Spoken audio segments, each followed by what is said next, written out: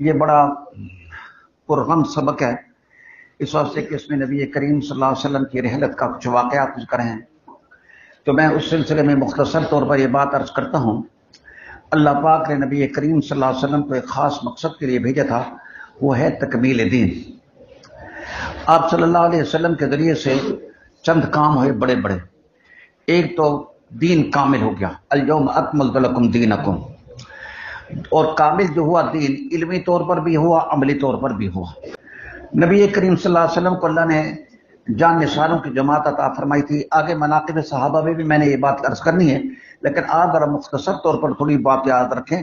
صحابہ کی خصوصیت یہ ہے کہ صحابہ نے دین کو ٹھیک طریقے سے سمجھا، صرف یہ نہ کہیں سمجھا، ٹھیک طریقے سے سمجھنے کا مطلب کیا ہے عدنان؟ جیسے حضور نے چاہا ویسے سمجھا، جیسے حضور نے سمجھایا ویسے سمجھا، اپنی طرف سے کوئی چیز نہیں ملائی۔ کئی دفعہ یوں ہوتا ہے کہ سمجھاتا کچھ ہے آدمی اور سمجھتا اگلا کچھ ہے۔ ٹھیک طریقے سے اس پر عمل کیا اور ٹھیک طریقے سے امت کو پہنچایا۔ حجۃ الوداع کے بعد، حجۃ الوداع کے لیے جب آپ صلی اللہ علیہ وسلم جا رہے تھے تو اشارات شروع ہو گئے کہ آپ نے فرمایا کہ خذوا عنی مناسککم لعلی لا احج بعد عامی ھذا، مجھ سے تم حج کے مسائل سیکھ لو، شاید اس سال کے بعد میں پھر حج نہ کر سکوں۔ آپ صلی اللہ علیہ وسلم نے ذی الحجہ میں حج کیا، محرم کا مہینہ گزرا۔ سفر کی ابتدا کے اندر آپ صلی اللہ علیہ وسلم شہدائے احد پر گئے اور آپ نے ان کی قبروں پر نماز پڑھی، شہدائے احد کی نماز جنازہ، اور یہ خصوصیت ہے حضور صلی اللہ علیہ وسلم کی، اور کوئی نہیں کر رہا۔ اس کے بعد آپ صلی اللہ علیہ وسلم نے امت کو نصیحتیں وصیتیں جس طریقے سے کرتے تھے۔ سفر کی اخیر تاریخ میں آپ صلی اللہ علیہ وسلم بقیع سے واپس آ رہے تھے جنازے میں کہ آپ کے سر میں درد شروع ہو گیا، اور سر کا درد آپ کو جب تکلیف ہوتی تھی تو دوہری تکلیف ہوتی تھی، جتنی عام آدمی کو تکلیف ہوتی ہے اس سے کہیں زیادہ آپ کو تکلیف ہوتی تھی۔ آپ کو تکلیف شروع ہو گئی سر کے درد کی، تو آپ اس تکلیف کے باوجود آپ نمازیں پڑھاتے رہے، نماز کے لیے بھی آتے تھے، اور آپ پر باری کی تقسیم واجب نہیں تھی، لیکن اس کے باوجود آپ صلی اللہ علیہ وسلم باری کی تقسیم کرتے تھے۔ لیکن ازواج مطہرات سے روزانہ آپ پوچھتے اینا غدن، کل کہاں ہوں گا، کل کہاں ہوں گا، تو ازواج سمجھ گئی اور ازواج میں مل کر یہ کہہ دیا کہ آپ سید عائشہ کے گھر جائیں۔ نبی کریم صلی اللہ علیہ وسلم اس وقت حضرت عائشہ سہارے سے حضرت عائشہ کے گھر پہنچ گئے، اور یہ وفات سے 4 دن پہلے کی بات ہے، بدھ کے دن۔ آپ اتنی بات میں اتفاق ہے کہ آپ کا وصال پر ملال جو ہے نا وہ پیر کے دن ہوا، تو بدھ کے دن نبی کریم صلی اللہ علیہ وسلم وہاں گئے اور آپ کو بخار سخت ہوا۔ آپ صلی اللہ علیہ وسلم نے فرمایا کہ 7 جگہوں کا پانی لے آیا جائے، آپ کو ٹپ پہ بٹھایا گیا اور آپ کے اوپر پانی ڈالا گیا اور آپ کو ذرا کچھ افاقہ ہو گیا۔ جمعرات کے دن شام کو آپ کو ذرا تکلیف مغرب کے بعد زیادہ ہوئی، مغرب کی نماز میں بھی تکلیف تھی لیکن آپ نے مغرب کی نماز خود پڑھائی اور اس میں سورۃ مرسلات پڑھی، لیکن عشاء کی نماز کے وقت سے پہلے آپ کو تکلیف ہو گئی، تو آپ نے فرمایا لوگوں نے عشاء کی نماز پڑھ لی، تو صحابہ نے کہا جو گھر میں موجود تھے انہوں نے کہا کہ نہیں وہ آپ کا انتظار کر رہے ہیں، تو آپ صلی اللہ علیہ وسلم نے فرمایا کہ ابو بکر کو کہو نماز پڑھا دیں۔ تو حضرت عائشہ نے کہا اور یہ سوچا کہ لوگ جب دیکھیں گے ابو بکر کو کہ وہ میرے والد کو دیکھیں گے کہ حضور کی جگہ کھڑے ہیں تو وہ ذرا کچھ تھوڑا سا اچھا شگون نہیں لیں گے، تو انہوں نے کہا کہ یا رسول اللہ ابو بکر جو ہے نا ذرا رقیق القلب ہے، آپ کسی اور کو کہہ دیں۔ حضور نے فرمایا کہ ابو بکر کو کہہ دو۔ دوسری مرتبہ، غالباً تیسری مرتبہ کے بعد آپ صلی اللہ علیہ وسلم نے فرمایا ان کننا صواحب یوسف، تم تو یوسف کی عورتیں ہو۔ کیا مطلب؟ جس ایک بے جا بات پر اصرار کرنے کے سلسلے میں آپ نے تشبیہ دی اور کسی چیز میں تشبیہ نہیں تھی، بے جا بات پر اصرار۔ ابو بکر کو کہا کہ تم نماز پڑھا دو، چنانچہ ابو بکر صدیق نے حضور صلی اللہ علیہ وسلم کے مصلی پر حضور کی زندگی میں 17 نمازیں پڑھائیں، اور پہلی نماز جمعرات کے دن عشاء کی ابو بکر نے پڑھائی۔ مسلسل آپ کو تکلیف تھی، آپ مسجد نہیں جا سکتے تھے۔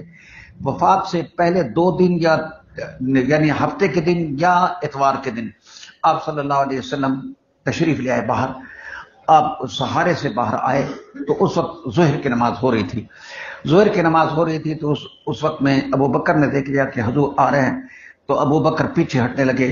حضور نے اشارہ فرمایا کہ اپنی جگہ پر رہو، پیچھے نہ ہٹو، لیکن وہ پیچھے ہٹنے لگے، تو پھر اب آپ صلی اللہ علیہ وسلم جا کے ابو بکر کے بائیں طرف بیٹھ گئے۔ تو گویا کہ آپ صلی اللہ علیہ وسلم نماز پڑھ رہے تھے بیٹھ کے، ابو بکر کھڑے ہو کر حضور کے پیچھے اور صحابہ حضور ان کے پیچھے پڑھ رہے تھے۔ نبی کریم صلی اللہ علیہ وسلم نے نماز پڑھائی اور نماز کے بعد آپ نے ممبر پر بیٹھے، صحابہ کو بہت ساری وصیتیں فرمائیں، انصار کے بارے میں بھی وصیت فرمائی، اور ساتھ فرمایا کسی کا میں نے کچھ دینا ہو تو وہ لے لے مجھ سے۔ تو ایک آدمی کھڑا ہوا، اس نے کہا میں نے 3 درہم آپ سے لینے تھے، تو حضور نے فرمایا فضل کو کہ بھئی تم جو ہے نا ان کو 3 درہم دے دو۔ پھر اس کے بعد پیر کا دن آیا۔ پیر کا دن جب آیا تو اس وقت حضرت ابوبکر صدیق جو ہے نا اپنے اہل کے پاس، ان کی ایک بیوی تھی مدینہ کے ایک علاقے میں سنہوں میں، تو وہاں پر ان کے پاس گئے ہوئے تھے۔ حضور صلی اللہ علیہ وسلم صبح کی نماز ہو رہی تھی، تو اس وقت اس سے پہلے حضور صلی اللہ علیہ وسلم نے پردہ ہٹایا اور صحابہ کو دیکھا تو صحابہ خوش ہو گئے کہ حضور کی طبیعت اچھی ہو رہی ہے۔ لیکن صحابہ نے وہ زندگی کا آخری دیدار کرنا تھا، کر لیا ہے۔ پھر آپ صلی اللہ علیہ وسلم کو تکلیف شروع ہوئی تو آپ نے کہ ازواج آ گئیں، آپ نے ازواج کو نصیحت فرمائی، آپ نے اپنی لخت جگر سیدہ فاطمہ کو بلایا، ان سے پہلے سرگوشی کی تو وہ رونے لگ گئیں، اور پھر بعد میں سرگوشی کی تو وہ ہنسنے لگ گئیں۔ پہلی مرتبہ سرگوشی میں انہوں نے کہا کہ مجھے محسوس یوں ہوتا ہے کہ شاید میں اب رخصت ہونے والا ہوں، اور دوسری مرتبہ سرگوشی میں آپ نے فرمایا کہ تو جو ہے نا اپنے خاندان میں سب سے پہلے تو مجھ سے ملے گی آ کے۔ چنانچہ 6 مہینے کے بعد ان کا انتقال ہو گیا۔ کس کا؟ حضرت فاطمہ رضی اللہ عنہا کا۔ فاطمہ کا انتقال ہو گیا۔ بہرحال آپ صلی اللہ علیہ وسلم اپنے گھر میں تھے، حضرت عائشہ کے گھر میں تھے۔ حضرت عائشہ نے حضور صلی اللہ علیہ وسلم کے سر کو اپنی گود میں لے لیا، اور اسی دوران حضرت کون داخل ہوئے؟ وہ حضرت عائشہ کے بھائی داخل ہوئے، ان کے پاس مسواک تھی۔ تو حضور نے جب دیکھا ان کو تو حضرت عائشہ سمجھ گئی کہ یہ جو ہے نا مسواک حضور کرنا چاہتے ہیں، تو انہوں نے کہا کہ یا رسول اللہ مسواک یوں، آپ نے اشارہ کیا ہاں، تو مسواک ان سے لے کے حضرت عائشہ نے پہلے اس کو نرم کیا، پھر حضور نے اس پر دانتیں پر پھیری، تو گویا کہ حضور کی زندگی کا آخری عمل جو ہے نا وہ مسواک تھا۔ پھر آپ صلی اللہ علیہ وسلم پر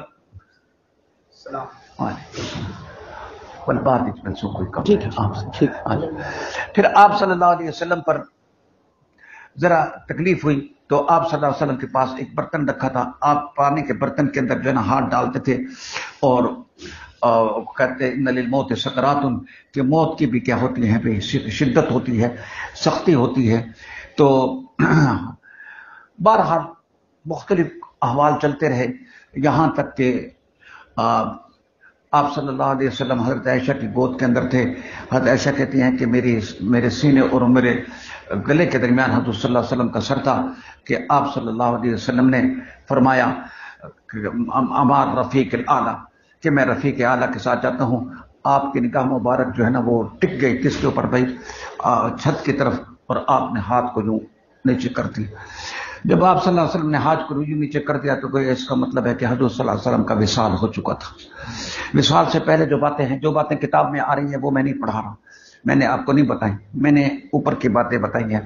وصال کے بعد عجیب و غریب کیفیت ہو گئی، اطلاع پہنچی باہر۔ حضرت عمر رضی اللہ تعالیٰ نے کہا کہ جو کہے گا کہ حضور دنیا سے رخصت ہو گئے، حضور فوت ہو گئے، میں اس کی گردن اڑا دوں گا۔ حضور ایسے گئے ہیں جس طریقے سے حضرت موسیٰ علیہ السلام گئے تھے، اور آپ صلی اللہ علیہ وسلم پھر واپس آئیں گے۔ ادھر ابو بکر صدیق کو اطلاع دی گئی، ابو بکر صدیق آئے اور بڑی ہمت کا انہوں نے مظاہرہ کیا۔ انہوں نے حضور صلی اللہ علیہ وسلم کے چہرے انور سے کپڑا اٹھایا، اور کپڑا اٹھا کر آپ صلی اللہ علیہ وسلم کو بوسہ دیا، اور فرمایا لا یذیقک اللہ الموتتین، اللہ آپ کو 2 موتیں نہیں دے گا۔ اس کا مطلب ہے یہ نہیں ہو سکتا کہ آپ اب بھی فوت ہو چکے ہیں پھر بعد میں بھی فوت ہوں گے، جیسے عمر کہہ رہے تھے۔ اور آپ گئے باہر، اور اس کے بعد آپ نے فرمایا وما من کان یعبد محمدا فانہ قد مات ومن کان یعبد اللہ فانہ حی لا یموت۔ پھر آپ صلی اللہ علیہ وسلم نے حضرت ابو بکر صدیق رضی اللہ تعالیٰ نے یہ آیت پڑھی وما محمد الا رسول قد خلت من قبلہ الرسل۔ صحابہ کو یقین ہو گیا کہ اب نبی کریم صلی اللہ علیہ وسلم دنیا سے رخصت ہو چکے ہیں۔ انا للہ و انا الیہ راجعون۔ حضرت انس کہتے ہیں کہ جس دن حضور علیہ الصلوۃ والسلام مدینہ طیبہ میں آئے تھے، مدینہ کی ہر چیز روشن ہو گئی تھی، اور جس دن حضور علیہ الصلوۃ والسلام کا وصال ہوا، حضور دنیا سے رخصت ہوئے، تو مدینہ کی ہر چیز کے اوپر ظلمت چھا گئی۔ آفتاب تھا غروب ہو گیا، پورے عالم کو منور کر رہا تھا، غروب ہو گیا۔ اہل مدینہ کے اوپر اس سے زیادہ غم کا کوئی دن نہیں تھا جس دن نبی کریم صلی اللہ علیہ وسلم کا وصال پر ملال ہو۔ پھر اس کے بعد اور حضرت ابوبکر صدیق کو معلوم ہوا کہ وہاں پر سقیفہ بنو ساعدہ میں انصار جمع ہیں، اور وہ کہتے ہیں کہ بس اب امیر ہم میں سے ہوگا۔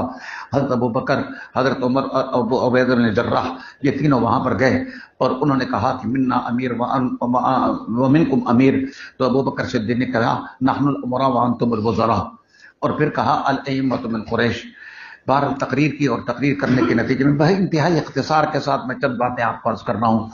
تو سب سے پہلے آپ کے ہاتھ پر بیعت عمر بن خطاب نے کی، پھر سارے لوگوں نے کی، پھر اس طرح مسجد کے اندر آئے، وہاں پر بیعت ہوئی۔